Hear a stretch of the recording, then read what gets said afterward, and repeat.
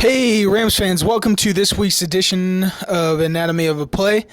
This week we'll look at Lance Kendricks' catch on the two-point conversion. Tied the game up 10-10. To me, a very pivotal play last week. I think not converting there greatly decreased the Rams' chances of coming back and forcing overtime. As the Rams break the huddle, they have the ball at the Niners 7. Roger Saffold just committed a 5-yard false start penalty. As we'll see here, Kendricks is going to go into motion to the left, giving the Rams a trips look to the field. Bradford's in the gun with Steven Jackson to his right, and Brandon Gibson is the single receiver to the right in the boundary. Really what's happening on this play is a dual read by the quarterback.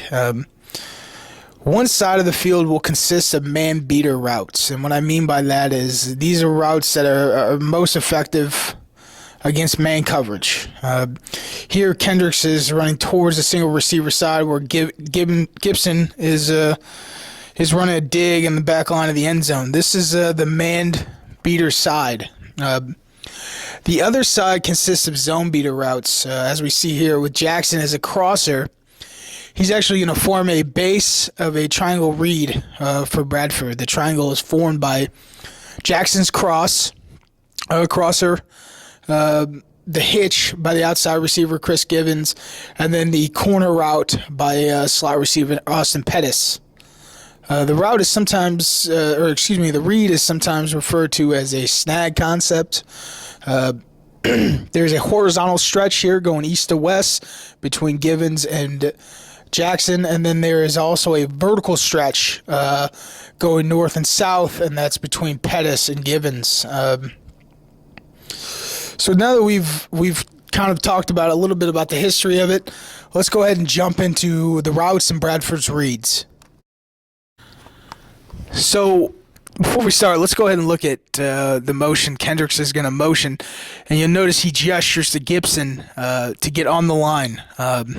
That's something Gibson forgot to do when the tight end was in a wing position against San Francisco on the first play of overtime earlier this year that had Danny Amendola's long catch called back.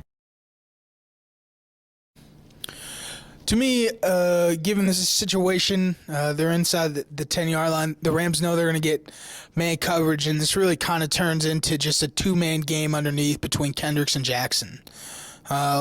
So let's look at Kendricks first. He's the first crosser here. In a mesh concept, his responsibility is going to be to set the depth of the route. His objective is to get deep enough in hopes that the Niners, if the Niners are in man, his defender here, Patrick Willis, will bump into Jackson's defender, Navarro Bowman here.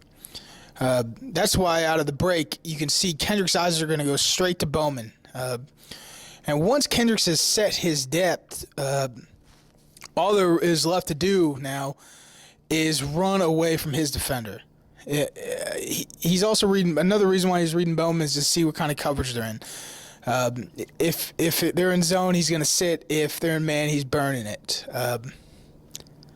Now Jackson has what's known as a sneak release, which means he's going to release through a gap between offensive linemen inside the offensive line.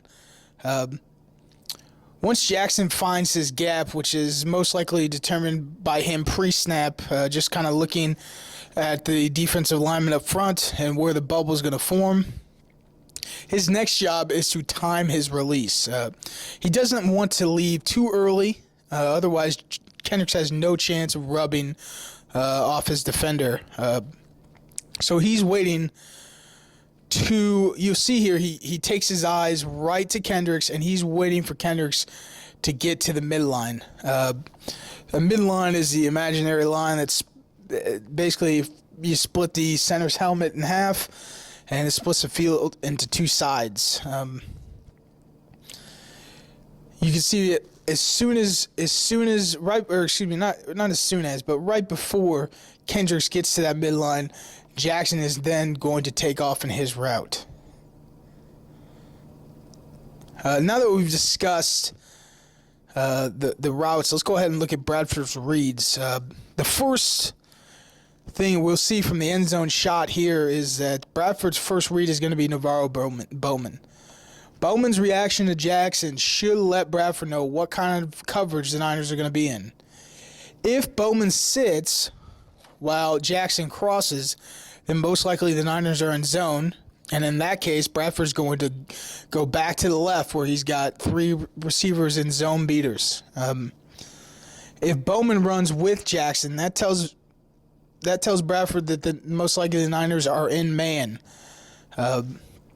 In that case, he's going to go to his man beater side, which here is Kendricks coming across to the right with the Gibson dig route behind it. So we see here Bowman turns, runs with Jackson, and as Jackson and Kendricks meet at their mesh point, we can see Bradford's eyes go from Bowman to Lance Kendricks. Kendricks is now out front of Willis. Now the final key to this play to me is Brennan Gibson. Gibson's route, the dig. He's going to take an inside release. He's going to work really hard inside and then get vertical. And he begins to run this dig. As he begins to run this dig to the back of the end zone, you'll see he'll occupy both the corner and the safety. It's a 2-for-1. And he's cleared out the zone for Kendricks to run into. And as we see here, Kendricks is now open. Bradford throws, and we've got a 2-point conversion. The game tied 10-10 with 3:04 left. A big play. But we'll stop here, and just a reminder, as always, you can follow me on Twitter at Shields3L. And for more articles in this series or other just great Rams content by Will, Paul, Brennan, Derek, and myself, go to Ramsherd.com. And also you can find us on Facebook with a Facebook search there, Ramsherd.com. But that's all for this week, and hopefully we'll see you here next week after a win over Buffalo. Go Rams.